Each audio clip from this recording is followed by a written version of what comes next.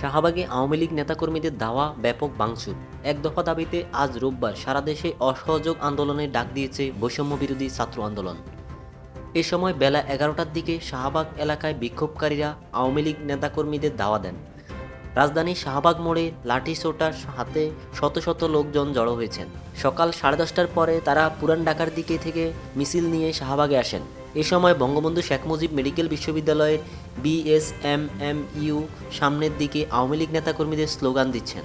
তবে পুরান ঢাকার দিক থেকে আসা মিছিল থেকে তাদের দাওয়া দেওয়া হয়। তারা হাসপাতালের ভেতরে ঢুকে যান। এই প্রতিবেদন লেখা পর্যন্ত বেলা 11টার দিকে সেখানে সংঘর্ষ চলছিল। সংঘর্ষের সময় হাসপাতালের প্রাঙ্গণে রাখা কয়েকটি গাড়ি ভাঙচুর করা হয়।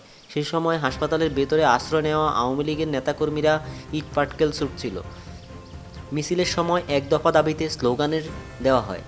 আরও বলা হয়, আমার ভাই মরল কেন, প্রশাসন জবাব চাই। এর আগে সকালে শাহবাগ এলাকা দিয়ে দুই তিন করে বিক্ষোভকারীরা যাওয়ার সময় ছাত্রলীগ নেতাকর্মীদের তাদের মারধর করেন। পরে বিক্ষোভকারীরা সংগঠিত হয়ে আসেন। এ সময় শাহবাগ এলাকায় কোনো পুলিশ দেখা যায়নি। শাহবাগ থানা এলাকায় একটি পুলিশের গাড়িতে বিক্ষোভকারীদের সরে যেতে দেখা যায়।